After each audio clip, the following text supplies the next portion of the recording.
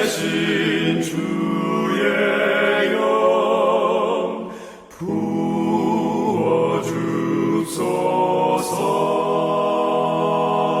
부어주소서. 살아계신 주의 영 부어주소서.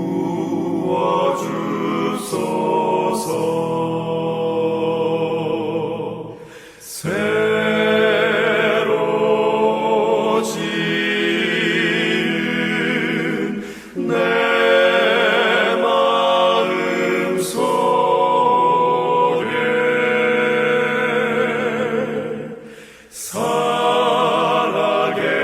살아계신 주의 영 부어주소서.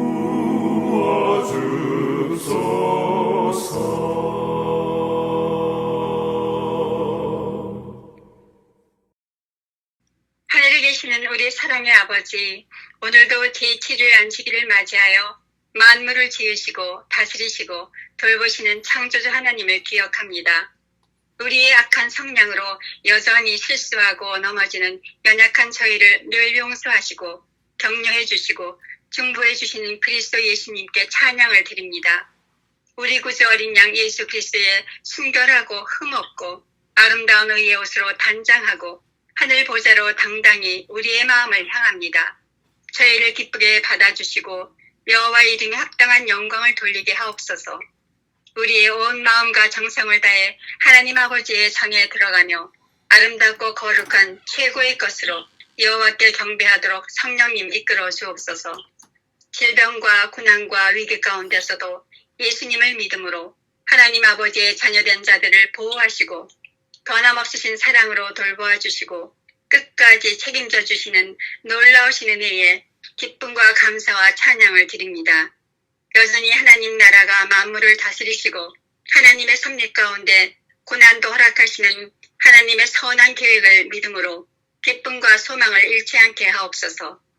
이런 때를 다하시고 성령을 선물로 주시고 성령으로 우리 안에 동거하시는 그리스도 예수님의 계시기에 어떤 환경도 어떤 물리적인 사회적 거리두기도 우리를 구주와 떼어놓을 수 없게 하심을 믿고 감사합니다. 우리도 이럴 때 게으르거나 무관심하지 않고 더욱 하나님 말씀을 부지런히 상고하고 개인과 서로를 위해 깨어 기도하며 굳건한 믿음으로 계속 성장하고 성숙해가는 그리스도인이 되어 언제 오실지 모르는 그리스도의 재림을 잘 준비하는 다섯 처녀가 되게 하옵소서. 우리가 살고 있는 미국 땅에도 은혜의 기간을 연장시켜 주셔서 복음이 더 전파되어 구원받을 자를 찾게 하시고 세계에 선한 영향을 끼치는 나라가 되기를 원합니다. 부정과 부패와 불의가 성행하지만 하나님의 공의와 주권만을 나타내시고 만왕의 왕이신 주의 살아계심을 온 우주에 알리시옵소서.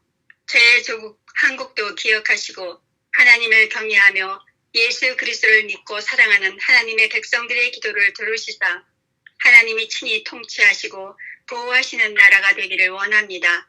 이 약한 세대에서도 믿음을 지키고 주님 오실 때까지 복음을 전하는 참된 이스라엘 나라가 되도록 은혜 베푸소서.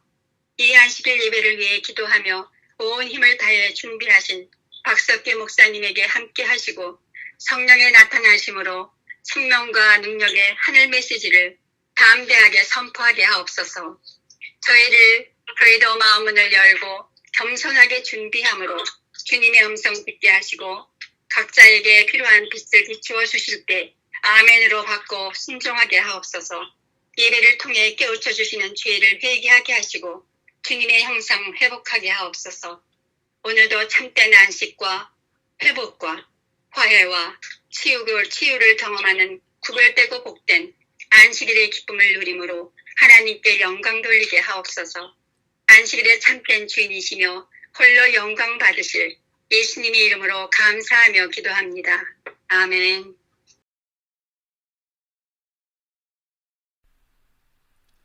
내 주께 가까이 더 가까이 주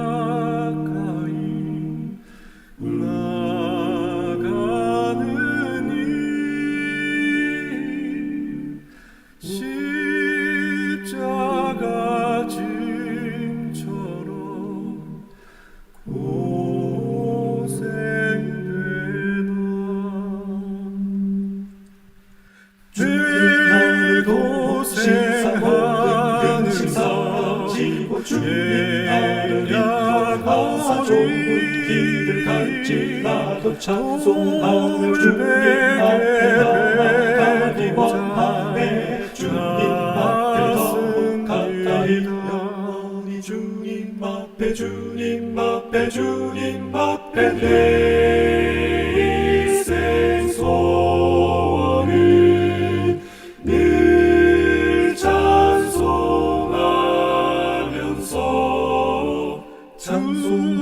주님 앞에 나아가기 원하네. 주님 앞에 더욱 가까이 오늘도 제가 끝은 사라지고 주님 나를 인도하사 좋은 길을 갈지라도 찬송하며 주님 앞에 나아가기 원하네. 주님 앞에 더욱 가까이 영원히 주님 앞에 주님 앞에 주님 앞에 천사 날 부르니 늘 찬송하며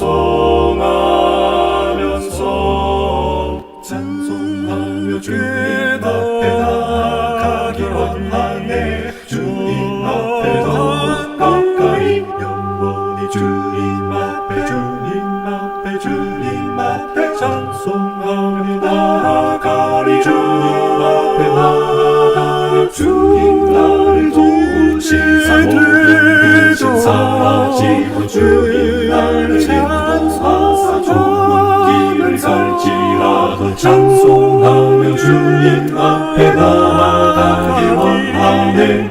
내 인생 소원을 찬송하며 주님 앞에 나아가기 원하네. 주님 앞에 더욱 가까이. 안녕하셨습니까? 행복한 안식일입니다. 3월 둘째 안식일에 온라인으로 함께 예배드리는 모든 성도 위에 우리 하나님의 사랑과 은혜가 충만하시기를 간절히 바랍니다. 저는 오늘 말씀의 제목을 품꾼 같은 아들의 삶이라는 제목으로 함께 말씀 은혜를 나누고자 하는데요. 지난주에 제가 출애굽기와 레위기서에 등장하는 하나님이 이스라엘 백성들을 호칭하는 칭호가 좀 다른 것을 제가 목격하고 제 마음 가운데 묵상의 주제로 삼았습니다. 먼저 출애굽기 4장 22절에 있는 말씀입니다. 너는 바로에게 이르기를 여호와의 말씀에 이스라엘은 내 아들 내 장자라 하시니라. 하나님이 모세를 부르셨을 때에 이스라엘 민족들이 그때까지 약 400년 넘게 애굽에서 종살이하고 있을 때에 그들의 삶에 무슨 기쁨과 소망이 있었겠습니까? 그 지경에서 하나님께서는 이들을 일컬어 내 아들, 내 장자라고 칭해 주셨죠. 이 말이 문득 새롭게 다가왔습니다. 그런데 똑같은 민족들에 대하여 이번에는 하나님이 그들을 부르실 때에 다른 호칭을 사용하시는데요. 이스라엘 자손들은 나의 품꾼이 됩니다. 그들은 내가 애굽 땅에서 인도하여 낸 나의 품꾼이요 나는 너희 하나님 여호와라. 여기 품꾼이라고 번역된 영어 표현은 servant, 흔히 종이라고 하는 말로 표현되죠. 잠시 상황을 정리하자면 이스라엘 백성들이 출애굽하기 전에 그들의 신분은 엄연히 종이었고 자기 땅도 없었습니다. 오로지 일만 하는 종들이었는데 하나님은 그들을 향해서 내 아들, 내 장자라고 하시면서 내놓으라고 하셨죠. 출애굽 때에 이스라엘 백성들을 내 장자라, 내 아들이라 해놓고서 이제 출애굽한 이후에는 그 똑같은 이스라엘 백성들 민족들을 향하여 이제는 품꾼이라고 왜 하나님께서는 칭하셨을까요? 우리 두 번째 읽은 레위기 25장 55절에 이 말씀해 보게 되면 이 품꾼은 영어로 servant, 종이죠. 그런데 우리가 엄연히 따지자면 품꾼과 종은 좀 개념이 다른 것 같습니다. 종은 자유가 없지만 일을 해도 삭슬 자신이 가질 수 없지만 주인이 갖게 되죠. 그러나 품꾼은 자유가 있습니다. 일을 한 만큼 그 품삯을 자신이 갖게 됩니다. 이렇듯 종과 품꾼은 엄연한 차이가 있습니다. 하지만 아들은 좀 어떻습니까? 아들에게는 자유가 있습니다. 아버지를 떠날 자유도 있고 일을 할 수도 안 할 수 있는 그런 자유가 있는 것이죠. 우리가 잘 알고 있는 누가복음 15장에 보게 되면 탕자의 미 속에 등장하는 둘째 아들, 탕자의 이야기를 우리 함께 생각해 보시죠.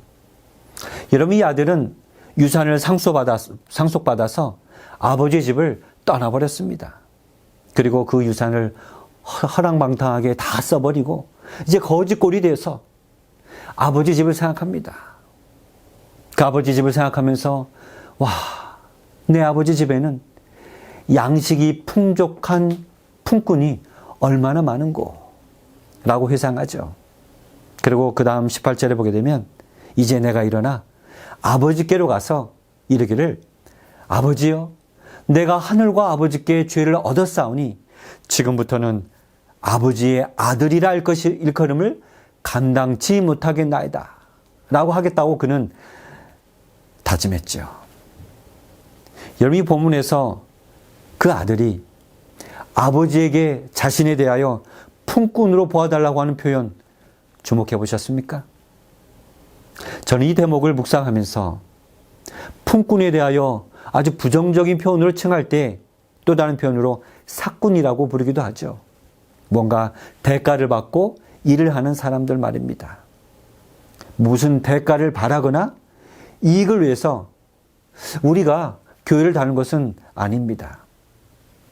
목사가 대가를 바라고 일을 한다면 사꾼과 다를 바가 없습니다. 여러분은 품꾼이십니까? 아들 혹은 딸입니까? 아니면 품꾼도 아들, 딸도 아닌 사꾼이십니까? 여러분, 품꾼은 자신의 땅이 없어서 다른 사람의 땅을 갈아주고 열심히 일하고 그 품삯을 받아서 생활하는 자를 품꾼이라고 합니다. 요즘 말로 말하자면 소작인이라고 말할 수 있죠. 그들은 엄연히 자기 땅이 없기 때문에 품을 팔아야 하고 그래야만 살 수 있는 자들입니다. 우리 한번 생각해 보십시다. 왜 하나님은 이스라엘 백성들에 대하여 그 민족들에 대하여 출애굽하기 전에 장자라 내 아들이라 해놓고서 이제 홍해의 바다를 건넌 다음에 품꾼이라고 칭해 주셨을까요? 이 질문에 대하여 제 스스로 묵상한 내용은 이것입니다. 이스라엘 백성들이 출애굽 여정을 떠났을 때에 그들은 가나안 땅에 들어가서 땅을 분배받을 것을 기대했죠. 지파별로 말입니다. 족속별로 말입니다. 그들이 가나안 땅에 들어갔을 때 지파별로 족속별로 땅을 분배받을 것을 생각합니다. 그들은 더 이상 사꾼이 될 필요가 없습니다. 왜냐하면 하나님의 약속의 말씀에 의하면 자기 소유의 땅을 가지고 있을 터니까요. 이렇게 가나안 땅에 들어가면 이제 그들은 모든 기업을 가진 땅을 소유한 상속자들이 될 수 있었다고 하는 생각을 갖게 된 것입니다. 그러나 아직 그들은 광야를 여행하고 있는 중입니다. 가나안 땅에 들어가지 않았습니다. 그들은 현재 광야에서 조만간 있을 땅을 상속할 것을 생각하고 있는 품꾼, 하나님께서 말하신 그 칭호에 의하면 품꾼이었습니다. 광야에서는 그들은 아직 상속자가 아니었습니다. 그냥 품꾼이었습니다. 우리 다시 누가복음 탕자의 비유로 돌아가면 집 나간 그 아들이 돼지 쥐염 열매를 먹으면서 내 아버지 집에는 양식이 풍족한 품꾼이 얼마나 많은고 했죠. 이 집 나간 아들이 내 아버지 집에는 양식이 얼마나 많은고라고 말하지 않았습니다. 오히려 잘 보면은 양식이 풍족한 품꾼이 얼마나 많은고. 여러분, 이 표현을 주목해 보면 정작 그가 부러워하는 것은 양식이 아닙니다. 풍족한 양식을 먹고 있는 품꾼이 부러운 것입니다. 이 말을 묵상하면서 우리 사우스베이 교회에도 양식이 풍족한 품꾼이 얼마나 많은고 라고 하는 말이 제 귓가에 들려옵니다. 아버지 집에는, 교회에는 그간 있었지만 상속권이 없는 사람들, 내게 주고받는 어떤 거래 때문에 다녔다거나 어떤 영적 유익이나 물질적 유익을 얻기 위해서 하나님의 집인 교회를 다니지 않았나, 그런 생각도 해보게 되는 것입니다. 이런 일꾼들이 하나님의 집에 많이 있다고 하는 것입니다. 아버지와 하나님과의 관계에 있어서 무엇인가 대가가 필요한 일꾼들이 아버지 집에는 많이 있었다는 말로 들렸습니다. 그리고 거기에는 아버지와 아직 친밀한 관계가 없던 아들 하나가 더 있는 것 여러분도 아시죠? 어쩌면 저를 하는 말씀인지 모릅니다. 품꾼의 생활은 피곤한 생활이죠. 왜요? 자기 소유의 땅이 없으니 다른 사람의 땅을 빌려서 열심히 농사를 지어야 하니 그 얼마나 피곤한 인생이겠습니까? 농사를 지으면 그것도 약 한 30%는 주인에게 바쳐야 됩니다. 우리가 조만간 곧 교회 예배가 개시되면 교회에 나와서 봉사하고 이제 올해 후반기에 있을 온라인 전도회를 위해서 열심히 일할 터인데요. 품꾼의 심정으로 일한다고 한다면 우리가 얼마나 마음이 피곤할까요? 우리는 정녕 품꾼에서 아들의 심정으로, 딸의 심정으로 일할 수는 없는 것일까요? 우리 다시 이스라엘 백성들의 이야기로 돌아가서 사도 바울은 이스라엘 백성들이 홍해를 건넌 이 사건을 모세에게 속하여 침례를 받았다고 표현하고 있죠. 40년 동안 찌는 광야를 여행하다니, 그리고 낮에는 얼마나 덥고 밤에는 그 기온차 때문에 얼마나 추위에 떨었을까요? 그 광야에서 말이죠. 편한 생활은 아니었을 것입니다. 불평이 날 만한 그 40년의 기간입니다.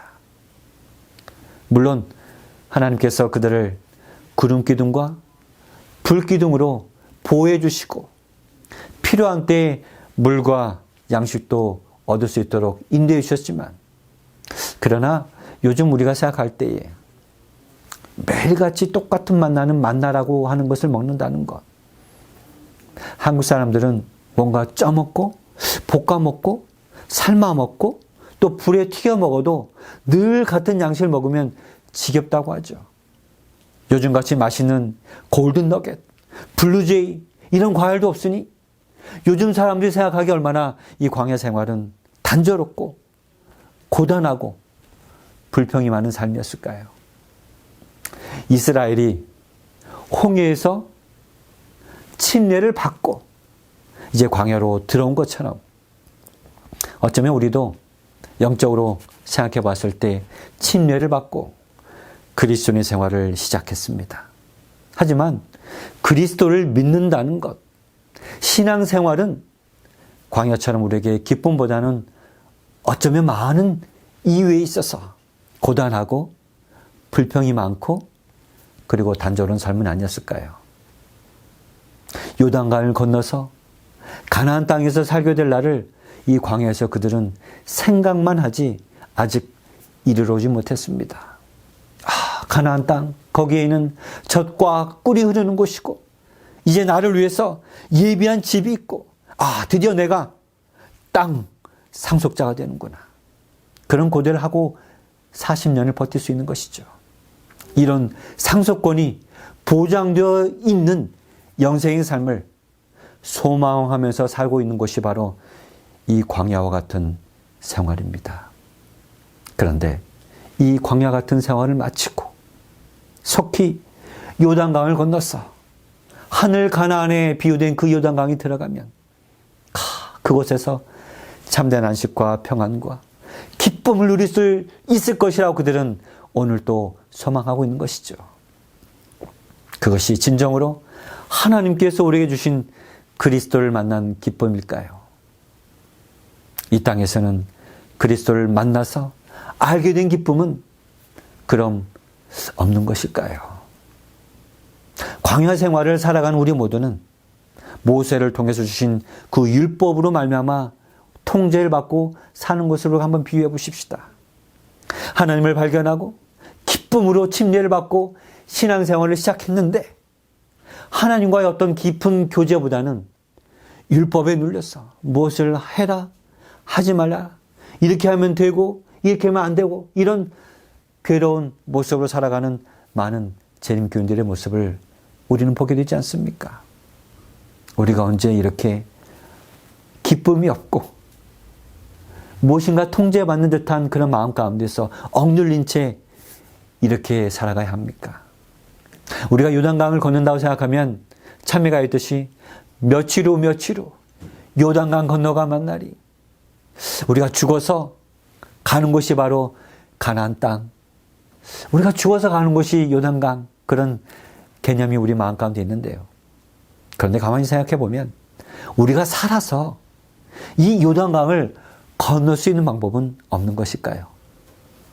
우리가 죽어서 걷는 것이 아니라 바로 지금 현재 이 땅에서 그리스도를 만난 그 기쁨과 환희의 삶, 가나안 땅에서 사는 것과 같은 그런 희열과 기쁨을 누리며 살 수는 없는 것일까요?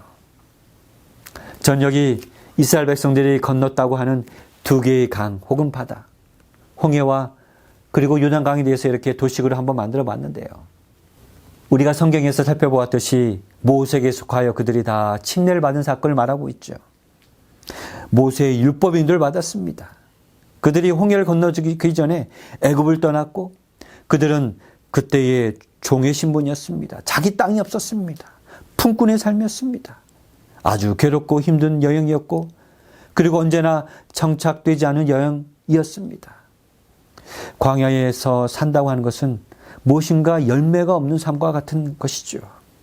그런데 그들이 오른쪽 도표에 보게 되면 요단강을 건넜을 때에 전 이것을 마치 우리가 요즘 경험하기를 원하는 성령의 침례를 받는 것, 그래서 성령의 능력을 받는 것에 대해서 우리가 함께 기도와 간구의 기도 파트너와 함께 드리고 있지 않습니까?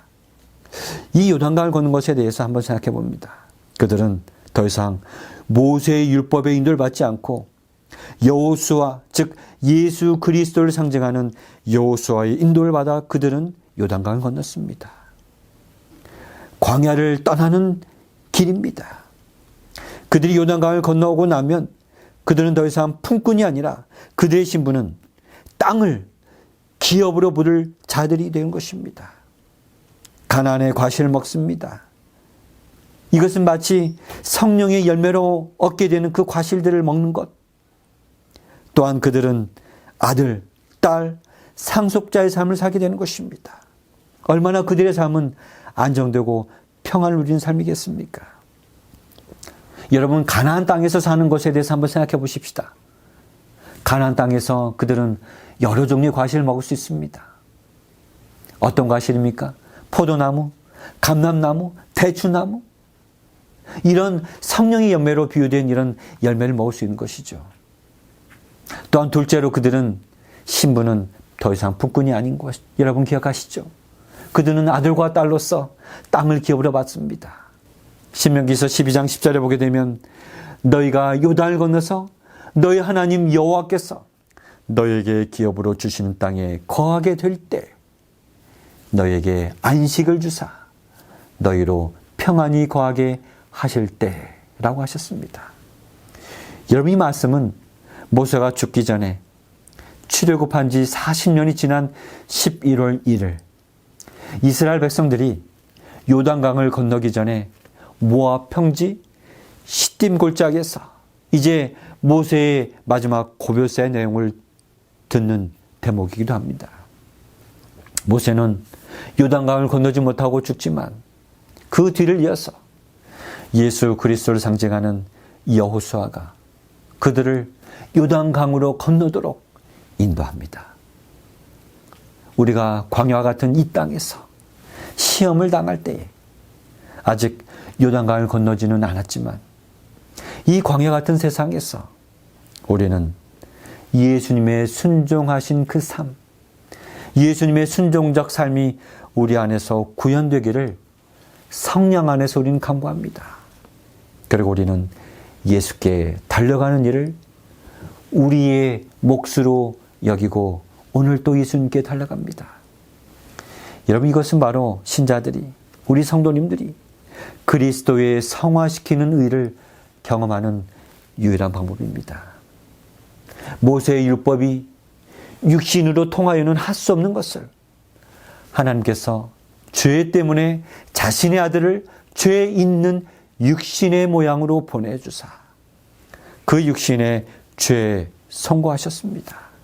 십자가에서 예수님이 그 죄 자체가 되셨습니다. 죽으셨습니다. 부활하셨습니다. 죄와 사망의 권세를 정복하시고 승리하셨습니다. 계속 봅니다. 이는 율법의 의가 우리 안에서 이루어지게 하려 함이라. 우리는 육신을 따라 행하지 않고 성령을 따라 행하는 자들입니다. 여기 사도 바울은 율법의 의가 우리에 의하여서가 아니라 우리 안에서 이루어졌다고 하는 본문의 말씀을 주목해 보시기 바랍니다.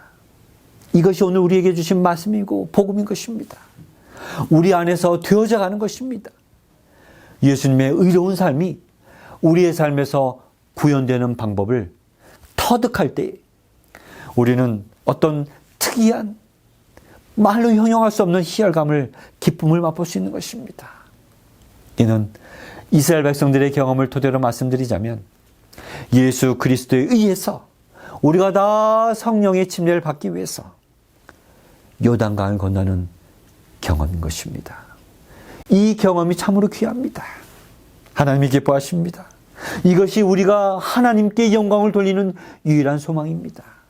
하나님이 이러 그들로 하여금 이 비밀의 영광이 이방인 가운데 얼마나 풍성한지를 알게 하려 하심이라. 이 비밀은 너희 안에 계신 그리스도시니 곧 영광의 소망이라.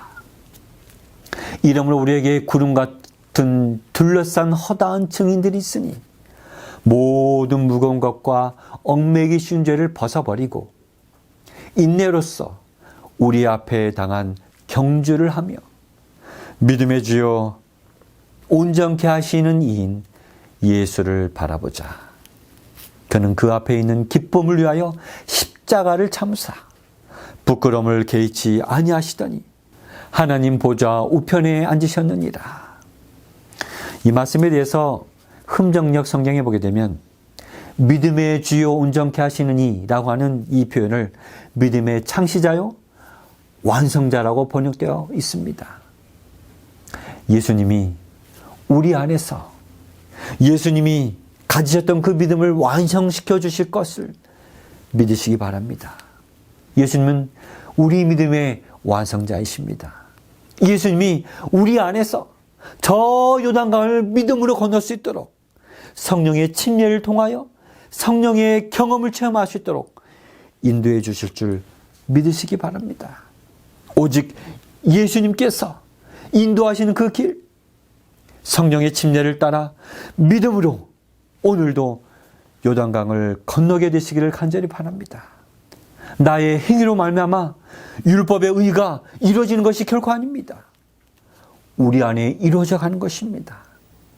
내가 어떻게 해서 성령의 침례와 성령의 능력을 받을 수 있는 것이 결코 아닙니다. 예수님이 우리 안에서 순종적 삶이 되어져 가도록 우리 안에서 이루어지는 과정. 그래서 우리는 함께 예수님께서 우리와 함께 요단강을 건너주십니다. 예수님의 그 의로운 삶이 우리 삶에서 구현되어져 가는 것입니다. 이는 우리에게 특별한 희열감, 기쁨을 주는 영적 체험인 것이죠. 여러분 생각만 해도 이러한 영적 체험, 기쁜 삶이 아닙니까? 이러한 삶이 우리의 생애에 구현된다는 것 얼마나 기쁜 일일까요? 우리는 이 땅에서 성령의 침례를 통하여 가나안에 들어간 사람들처럼 아주 기쁨으로 신앙생활을 할 수 있는 것입니다. 가나안에 들어간다고 하는 것, 땅을 분배받는 것입니다. 땅을 가진 사람들은 품꾼이라 말하지 않습니다. 아들이라고 부릅니다. 그들은 하늘을 상속받은 사람들입니다. 우리 사랑하는 성도 여러분, 우리들은 어떤 삶이든지 이 시간 누구든지 선택하기만 하면 가나안 땅에 들어와서 생활할 수 있습니다. 누구든지 성령의 인도하심을 받기를 원하는 자들은 누구든지 예수님과 함께 요단강을 건널 수 있는 것입니다.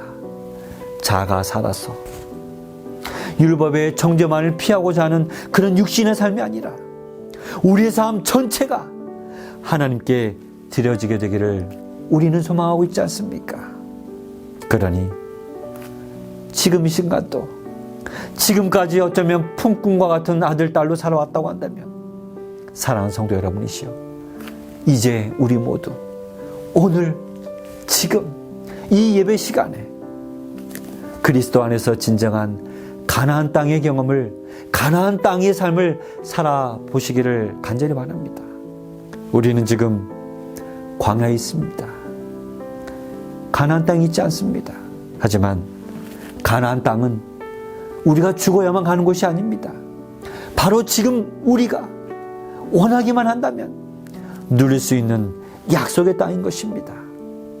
그리스도와 동행하는 삶, 성령의 충만함을 우리가 매일 경험함으로 우리 안에서 이루어져가는 예수 그리스도의 칭의와 예수 그리스도 안에서 누리는 그 즐거움과 기쁨과 희락과 화평을 누리게 되시는, 이제는 더 이상 품꾼이 아닌 아들로서, 딸로서 가나안 땅을 상속받은 주의 아들과 딸로서 살아가게 되시를 간절히 바랍니다. 한 주간 동안 이 말씀이 우리 마음 가운데 기쁨과 즐거움과 희열을 주어서 우리 마음 가운데 예수 그리스도의 사랑을 깨달아라. 그 깊이와 길이와 그 높이와 넓이를 알아서 그리스도의 아주 장성한 분량에 이르기까지 행복하고 평안하고 희열이 넘치는 한 주간을 살게 되시길 간절히 바라면서 말씀을 마치겠습니다.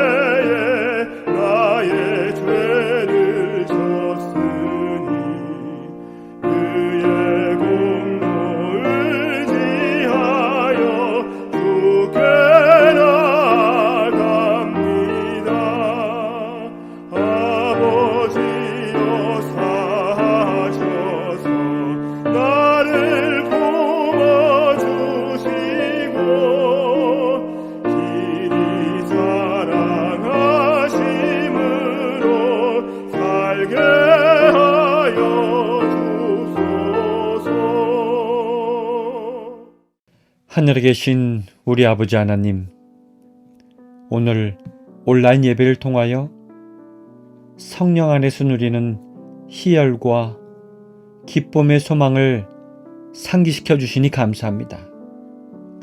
한 주간 여기 머리 숙인 주의 사랑하는 아들과 딸들, 각자의 삶의 모습을 통하여 혹 이 세상이 주는 후회와 낙심 때문에 코로나 전염병으로 인해서 어깨 축 늘어뜨리고 성령의 열매도 익어가지 않고 광야와 같은 땅만 보고 한 주를 살아오지 않았는지 되돌아보는 시간 주시니 감사합니다.